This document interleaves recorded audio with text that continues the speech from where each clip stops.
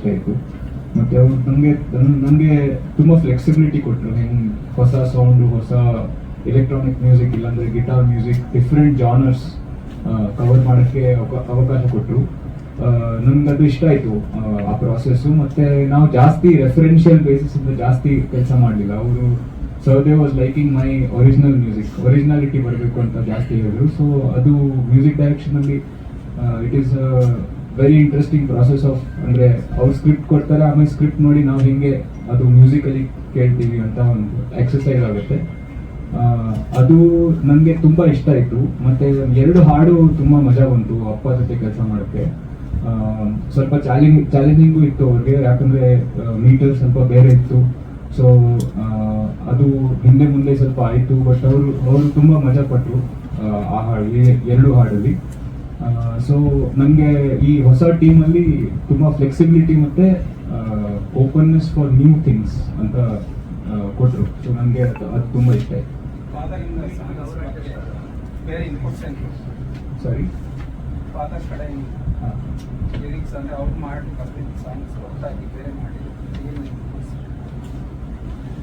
Inputs ಅಂದರೆ metre ಸ್ವಲ್ಪ ಬೇರೆ ಇತ್ತು.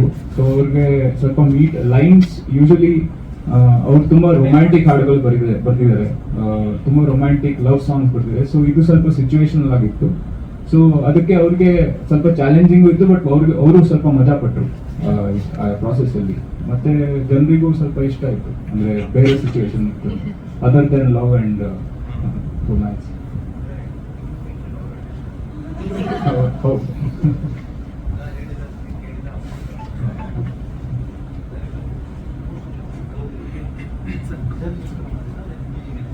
ಎರಡು ಡಿಸೈನ್ ಆ್ಯಂಡ್ ಮೀನಿಂಗ್. ಸಿನಿಮಾದಲ್ಲಿ basically everything has a meaning.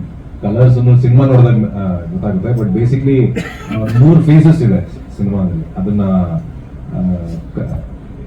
Using colour ನಾವು ಅದನ್ನ ಪೋಸ್ಟರ್ ಅಲ್ಲಿ ನಾವು ಎಕ್ಸ್ಪ್ಲೋರ್ಡ್. ಬಟ್ ಸಿನಿಮಾದಲ್ಲೂ ಸಟಲಿ ಕಲರ್ನ ನಾವು ಉಪಯೋಗಿಸಿ we have try to explore his journey ಕಥೆಯಲ್ಲಿ. ಸೊ ಆಗ್ತಾರೋ ಇಲ್ವೋ ಗೊತ್ತಿಲ್ಲ, ನೋಡಬೇಕು.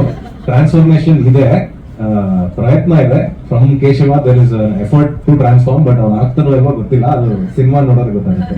Want to say something about it?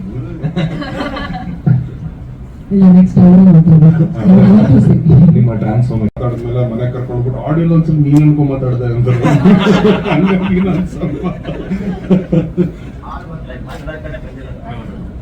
ಬಂದಿರೋದು. ಬಟ್ ಈಗ ಅಂದ್ರೆ ನನ್ನ ಪ್ರಕಾರ ಒಬ್ಬ ನಟನಾಗಿ ಇದು ಎಲ್ಲ ನಮ್ ಕೆಲಸ ಆಗೋಗಿದೆ, ನಮ್ ಕೈಯಲ್ಲಿ ಏನು ಇಲ್ಲ.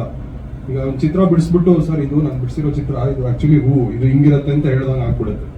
ಸೊ ಇನ್ನೇನಾದ್ರೂ ಜನಕ್ಕೆ ಬಿಟ್ಟಿರೋದು, ಜನ ನೋಡ್ಬೇಕು, ನೀವು ನೋಡಿ ಮೆಚ್ಕೋಬೇಕು, ಅಥವಾ ಏನ್ ಕ್ರಿಟಿಸಿಸಮ್ ಏನೇ ಇದ್ರು ನಮ್ಗೆ ಹೇಳೋದು ನಾವು ತಗೋತೀವಿ. ಬಟ್ ಖಂಡಿತ ಸರ್ ಅವ್ರ ಫ್ರೆಂಡ್ಸು ತಗೋಬೇಕು.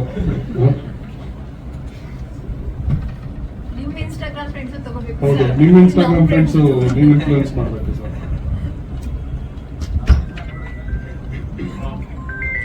Thank you.